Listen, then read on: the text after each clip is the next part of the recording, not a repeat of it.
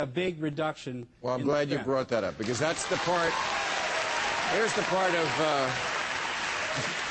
part of Ronald Reagan I'm not so crazy about. I mean, there's a few things I'm not so crazy about. He introduced the religious right into politics. Turned around the U.S. economy. Okay. Well, you know what? David Stockman says this. The debt explosion has resulted not from big spending by the Democrats, but instead the Republican Party's embrace, about 3 decades ago, Ronald Reagan, of the insidious doctrine that deficits don't matter if they result from tax cuts, which George Bush I called voodoo economics. It's still with us. Now, what do you say to your fellow Republican I say that here? the Reagan tax cuts were the greatest economic policy of the last 50 years. They caused about a 20-year expansion. Okay, but what about, all right, let's bring it up to date. What about the tax cut? Rates. How could we afford the tax cut that Obama and the Republicans just agreed on in December? How is that a good thing?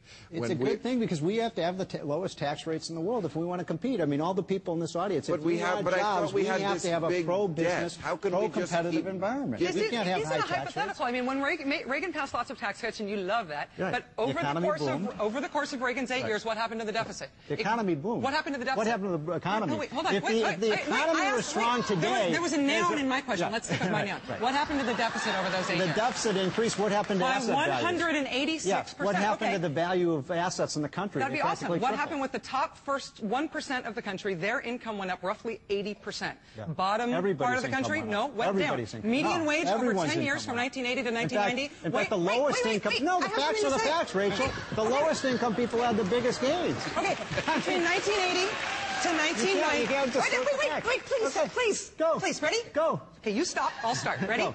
Well, wait a minute. From 1980... Okay, you're done. Oh, wait. Rachel, I was there. From 1980 to 1990, the top 1% saw their income go up by roughly 80%. The median wage in the country over 10 years went up 3%. That means for the best people who are best off in the country, it was the Matterhorn, and for everybody else in the country, it was like this. No, it's not. So if you were rich, Reagan was awesome, and if you were anybody else, it sucked. That's not true. What about Reaganomics gave us about 2 million new jobs a year. We've lost 2 million jobs under Barack Obama's program. By the end of 1989, income inequality was worse in America than it had been new jobs at any time since 1947. David, it was awesome. I want to hear from you, because this reminds me of, there's a book out called You Know Nothing of My Work, because it's that scene about Marshall McLuhan, the scene in the Annie Hall where Woody Allen says, I wish Marshall McLuhan was here, because this guy is pontificating about him, and Marshall McLuhan himself shows up and says, you know nothing about my work. This is the budget director for Ronald Reagan. Right. Okay, and here... I can say that to you. Right. You know nothing of his work. Here's the truth.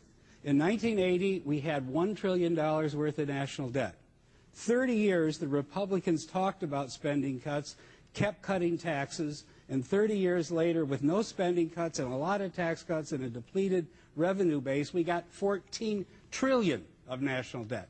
Our debt has gone up 14 times, and our economy has only gone up 3 or 3.5 times. And a lot of that is due to the fact that when it comes to the war on spending that the Republicans are always talking about, that war was more conducted like the proverbial French army rifle. Never been fired and dropped only once. Right, I mean, the phrase we always hear is starve the beast. If you starve the beast, in other words, if you deprive the federal government of money they can't spend, except they always do, because they can print but they'd even spend money. More. They'd even spend more if we had a tax increase. They keep just printing the money. Yeah, but if there were a big tax increase right now, they'd just spend another $1 trillion.